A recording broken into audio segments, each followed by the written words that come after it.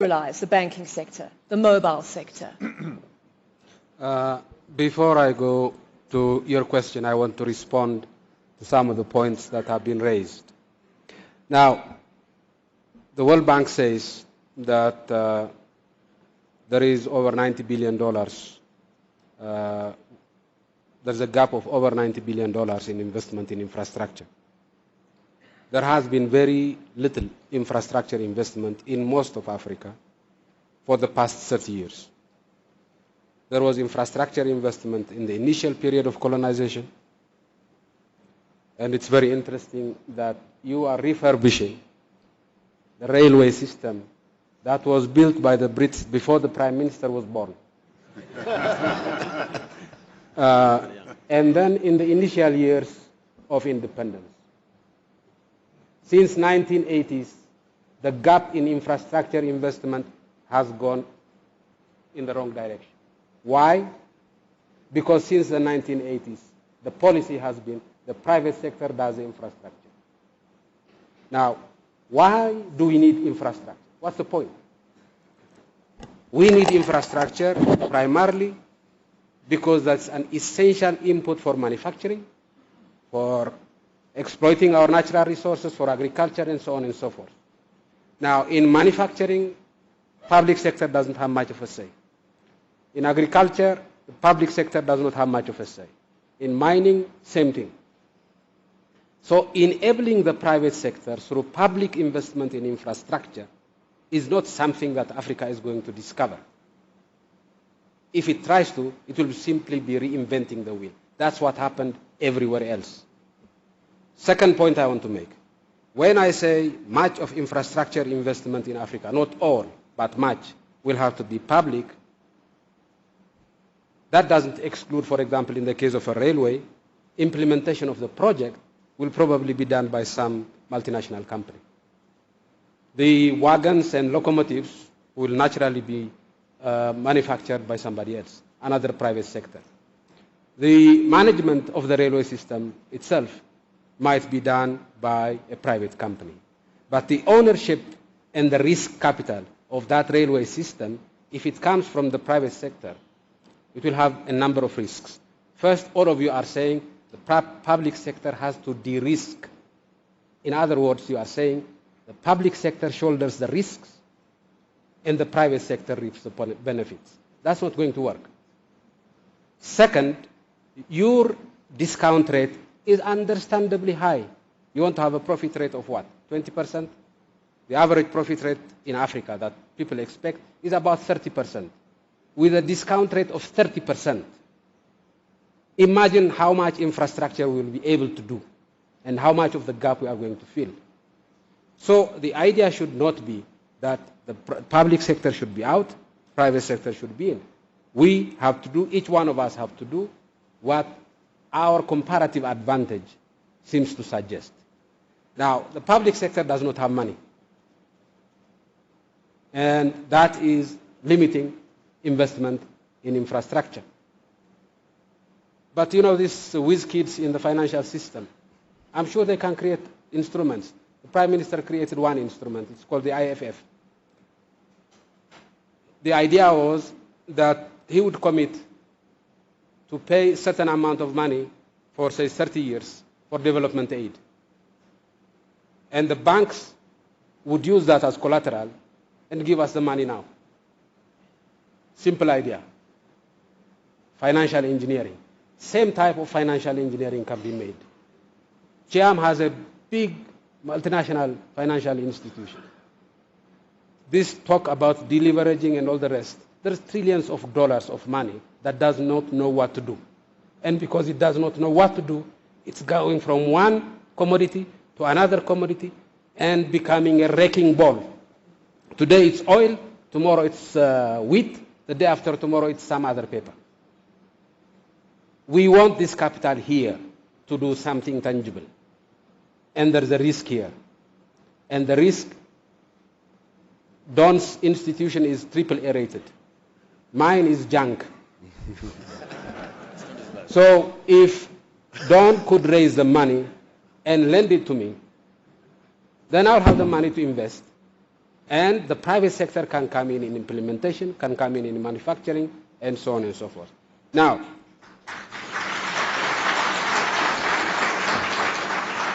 two issues you raised, telecommunications and finance. We have not liberalized the financial sector in the sense that we have not allowed foreign banks to operate in Ethiopia. Why?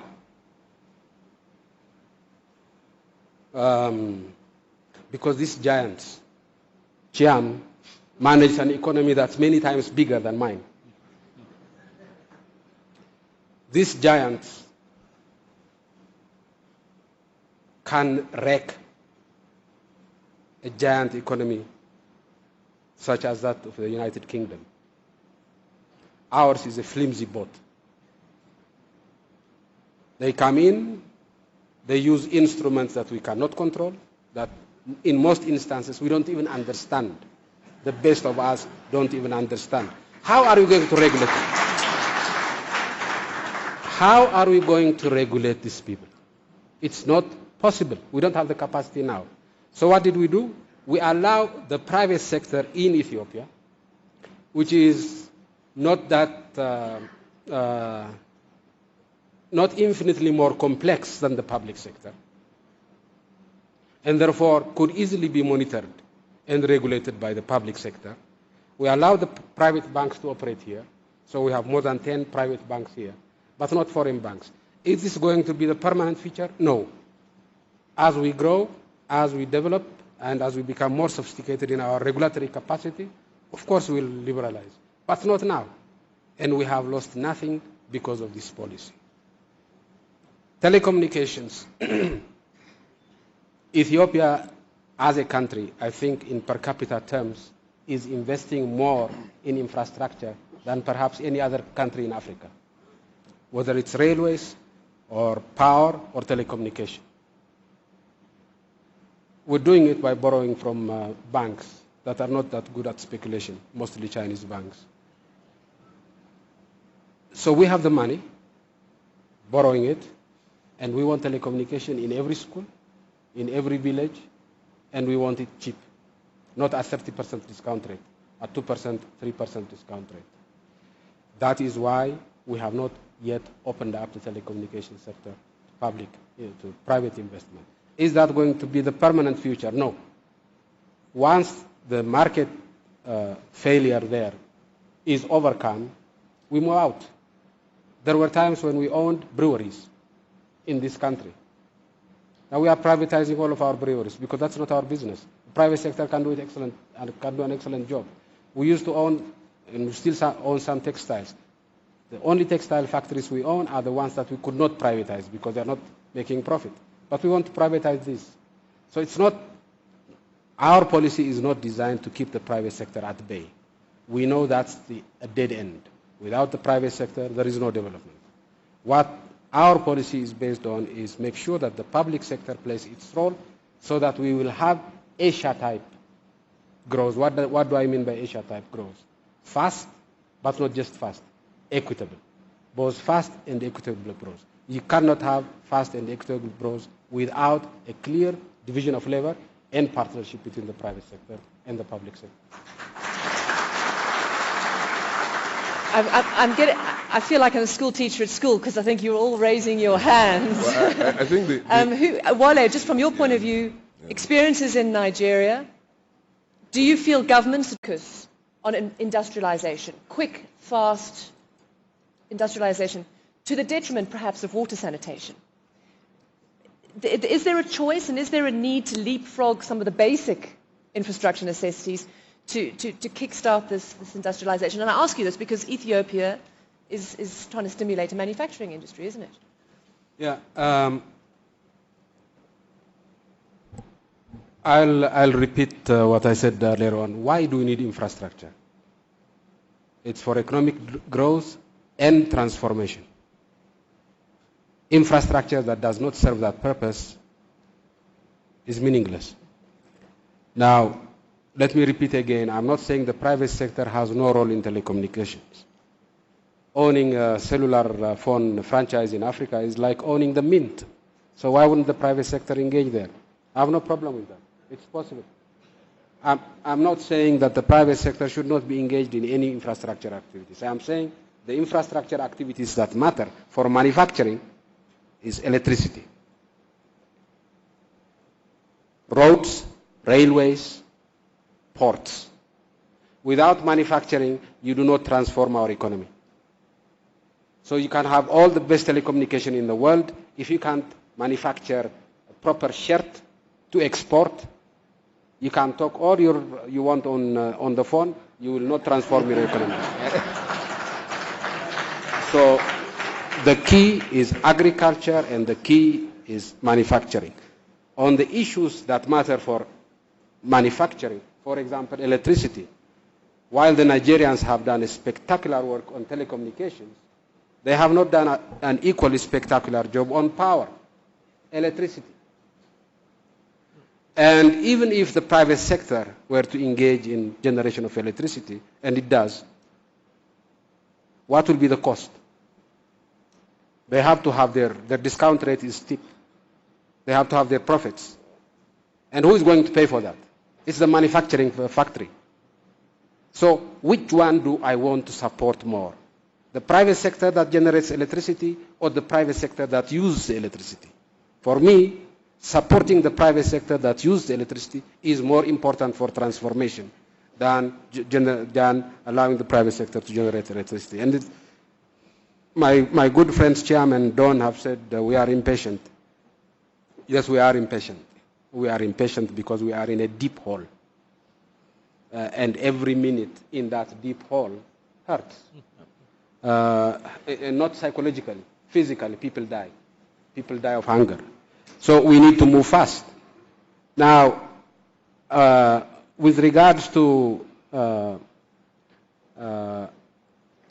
the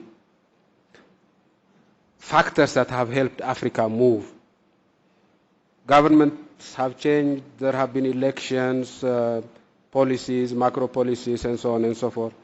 That is all true, but to be honest, that's old stuff.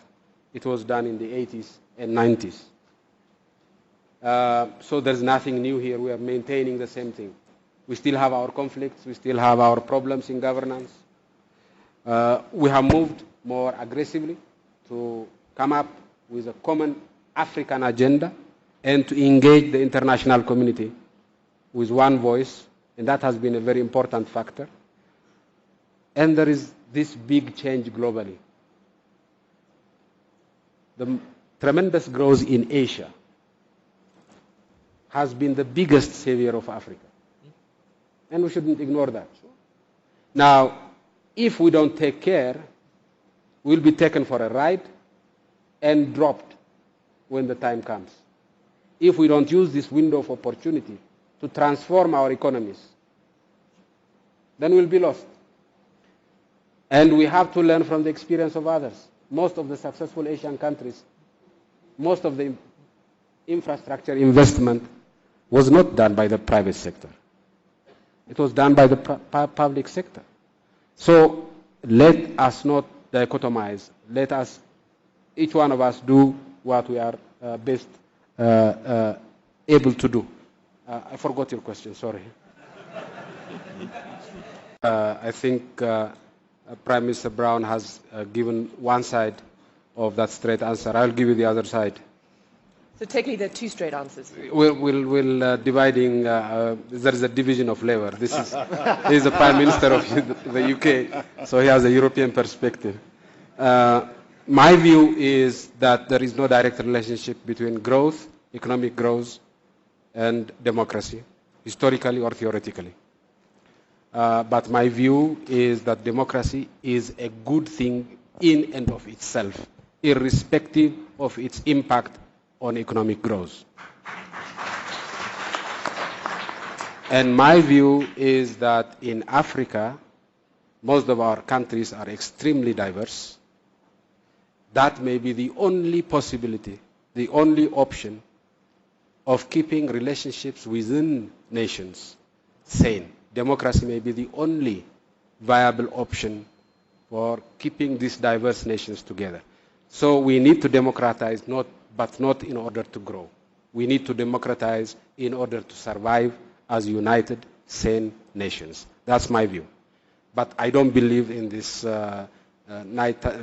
bedtime stories of and contrived arguments linking economic growth with democracy. There is no basis for it in history, and in my view, no basis for it in economics, and there is no need to do it. There is no need to have this contrived argument, because the case for democracy can stand and shine on its own.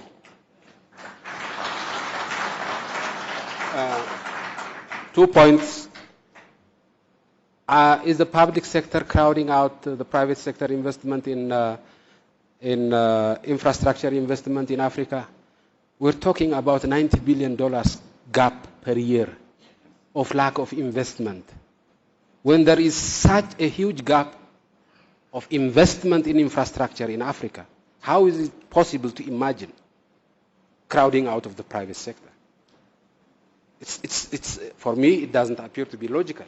If the public sector was investing tons of money and crowding out the private sector, perhaps.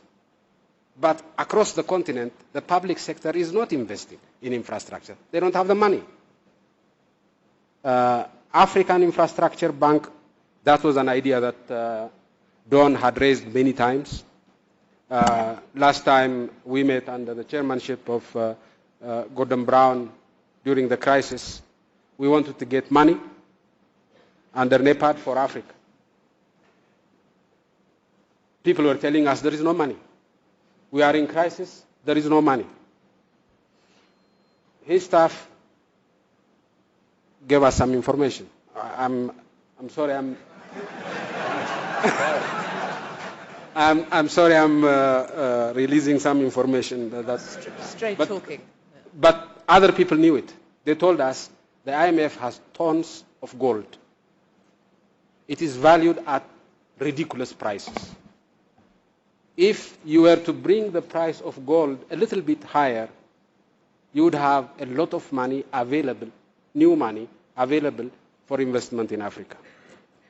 So we used this insider information, and the maximum we got was $6 billion from the IMF, just from revaluing the gold. We could do something similar but at a higher level, and that could be the capital injection that African Development Bank needs. It's AAA rated. If it gets $1 from the IMF, it can borrow $4 from the market, and it can lend to us at concessional rates, and that would cover some of our shortfalls. I just wanted to reinforce what the representative of the railway system in South Africa, I understand, which happens to be public, I understand, just said. And ESCOM is also public enterprise. Now, if the thing we take from this panel is that there are two polar opposites, then we will have missed a golden opportunity. If the thing we take from here is that both the private sector and the public sector have a role to play in infrastructure, and the ultimate purpose of infrastructure investment must be economic transformation. If that's the message we take, then I think it's worthwhile. In some instances, in some countries, in Africa, for example, the border between the private sector and the public sector, which is a host and which is a parasite, is very difficult to differentiate. And dichotomizing this and saying the public sector is efficient and the private sector is parasitic would be wrong. And making the other conclusion, the public sector is always inefficient and the private sector is always efficient, is a myth that has wreaked havoc in this continent. I agree. It's a myth, and it's a very dangerous myth. So both sectors have a role to play, and it's a precise definition of their roles that is central to our future. Thank you.